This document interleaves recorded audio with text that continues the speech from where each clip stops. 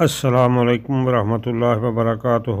خاتم الانبیاء سیدنا محمد مصطفیٰ صلی اللہ علیہ وسلم کی پیاری دعائیں۔ الحمدللہ رب العالمین والصلاة والسلام علی رسول الامین، اما بعد۔ عبداللہ ابن عمر رضی اللہ تعالیٰ عنہ کہتے ہیں قال کان من دعاء رسول اللہ صلی اللہ علیہ وسلم، آپ صلی اللہ علیہ وسلم کی دعاؤں میں سے ایک یہ تھی، اللہم انی اعوذ بک من زوال نعمتک، اے اللہ میں تیری پناہ میں آتا ہوں تیری نعمتوں کے زوال سے، وتحول عافیتک، اور تیری عافیت کا پھر جانے سے میں پناہ مانگتا ہوں، وفجاءت نقمتک، اور اچانک تیرے ناراضگی اور غصے کا، تیرے انتقام کا، اس سے بھی پناہ مانگتا ہوں، وجمیع سخطک، اور تیری ہر قسم کی ناراضگی، تمام قسم کی ناراضگیوں سے بھی تیری پناہ میں آتا ہوں۔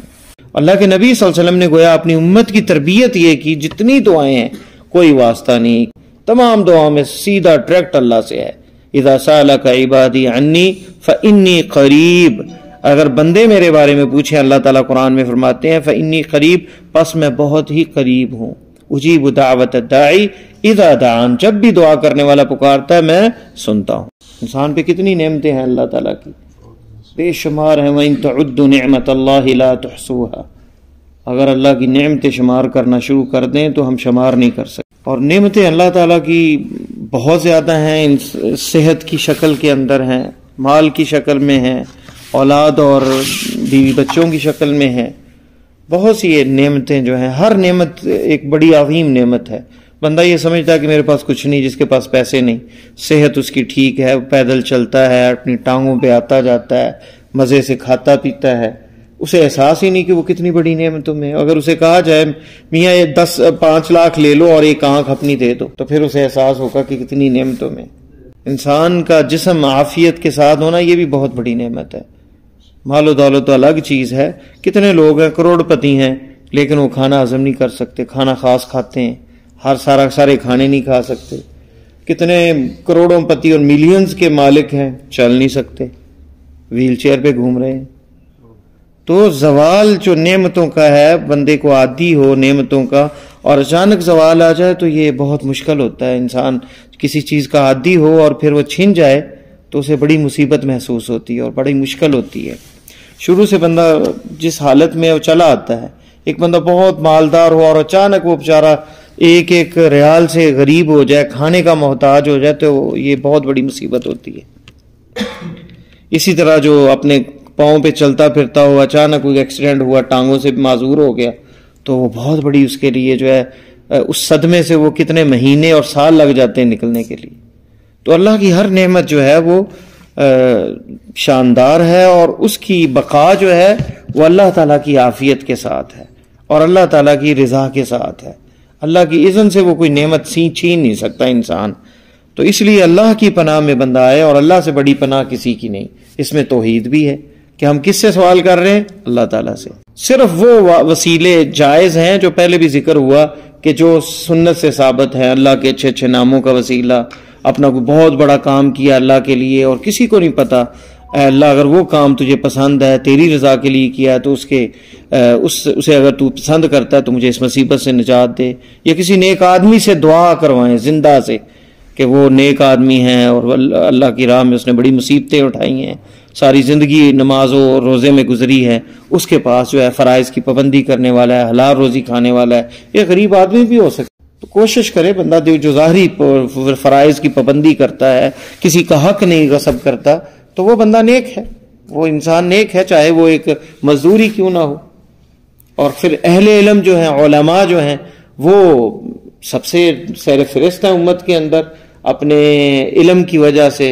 والذین اوتوا العلم درجات، جن کو علم دیا گیا ان کے درجات، علم کے درجات ہیں۔ علم والوں کے لیے جو ہے چونٹیاں، تمام جانور جو ہیں وہ دعا کرتے ہیں، حتیٰ کہ چونٹیاں اپنے بلوں کے اندر، فرشتے ان کے لیے دعائیں کرتے ہیں۔ جہاں اللہ تعالیٰ نے گواہی ڈالی اپنی وحدانیت کی، اپنے فرشتوں کی، وہاں پہ اہل علم کی بھی گواہی ڈالی تیسرے موقع پہ آ کے، اپنی گواہی، فرشتوں کی اور پھر اہل علم کی۔ تو علماء جو علم میں عمل بھی ہے اور علم بھی ہے، وہ سب سے بیسٹ ہیں جن سے دعا کروائی جا سکتی ہے۔ تو یہ وسیلے باقی یہ جو ہے نا فلاں کے صدقے اور فلاں کے واسطے فلاں کی قبر کے پاس جا کے دعا کرنا، یہ سب غلط ہے۔ تو نبی علیہ السلام نے ہمیں دعائیں سکھائی، جہاں پہ بھی ہیں آپ یہ دعا کریں۔ ان اوقات کو دیکھیں جن میں دعائیں قبول ہوتی ہیں۔ تشہد کے اندر جب سلام پھیرنے سے پہلے یہ دعا پڑھ سکتے ہیں، کوئی بھی پڑھ سکتے ہیں، عربی میں جو دعائیں ہیں ربنا آتنا فی الدنیا یہ بھی پڑھ سکتے ہیں۔ اسی طرح سجدوں کے اندر بھی دعا پڑھ سکتے ہیں، اور اذان اور اقامت کے درمیان دعا قبول ہوتی ہے، وہاں دعا پڑھ سکتے ہیں۔ پھر تہجد کے وقت دعا قبول ہوتی ہے، فجر کی اذان سے پہلے آخری ثلث اللیل الاخیر میں اللہ تعالیٰ آسمان دنیا پہ آگے اعلان کرتے ہیں کوئی سوال کرنے والا اسے عطا کر دوں، تو وہاں اس وقت دعا قبول ہوتی ہے۔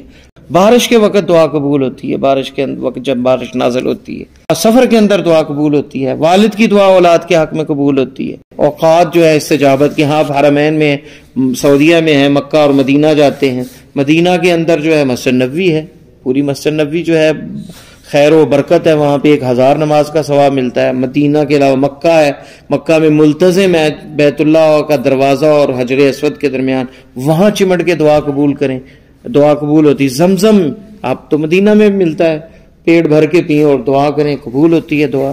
تو یہ استجابت کے اوقات جو ہیں یہ احادیث میں وارد ہیں، وہاں پہ یہ دعائیں کریں۔ اور یہ دعا ویسے بندہ چلتا پھرتا وقت ہو تو دعا کرے، دعا جو ہے بندہ محروم نہیں ہوتا، بدبخت نہیں ہوتا جس کو لیے دعا کا دروازہ کھول دیا جائے۔ ساتھ اس کے موانع دعا کیوں قبول نہیں ہوتی؟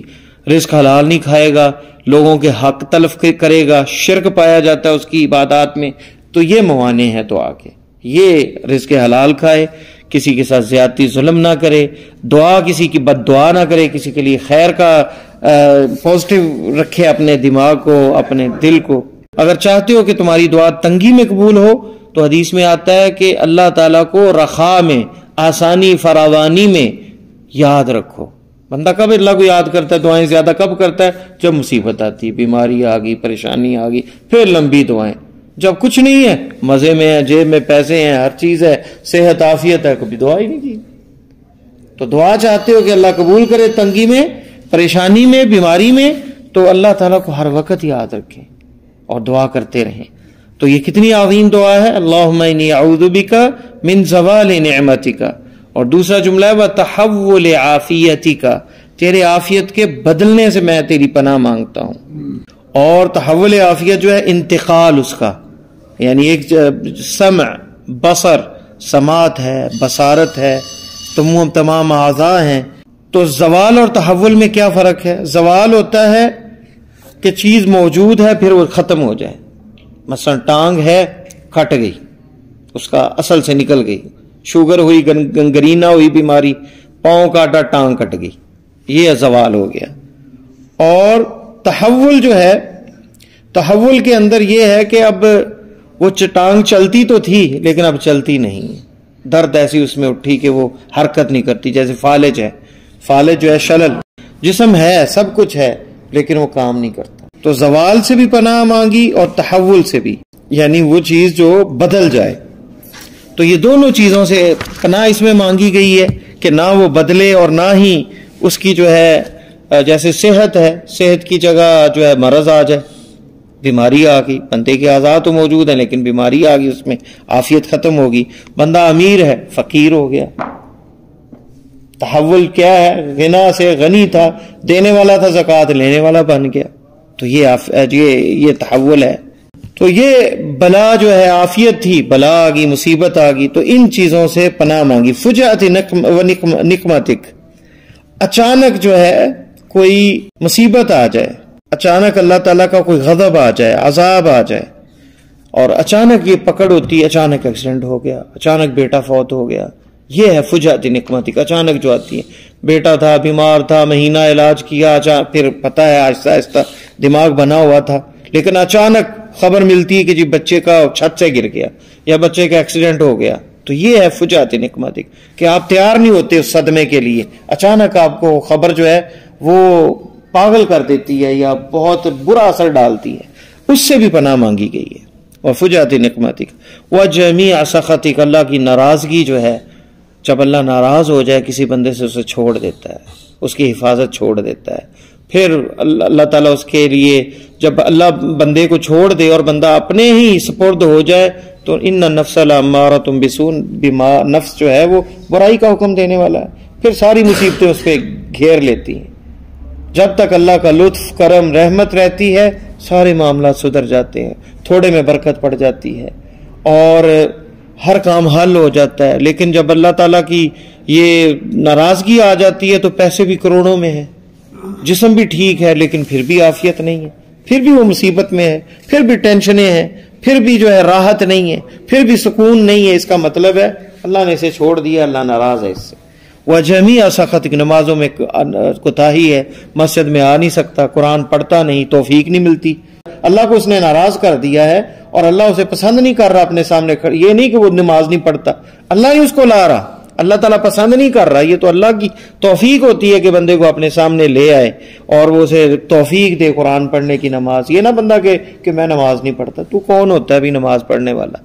یہ تو اللہ کی توفیق ہے جس کو مل جائے۔ بندہ پڑھے بھی تو یہ نہ کہے کہ میں پڑھتا ہوں، بھی اللہ پڑھواتا ہے مجھے، وہ لے کے آتا ہے، میں تو کچھ بھی نہیں۔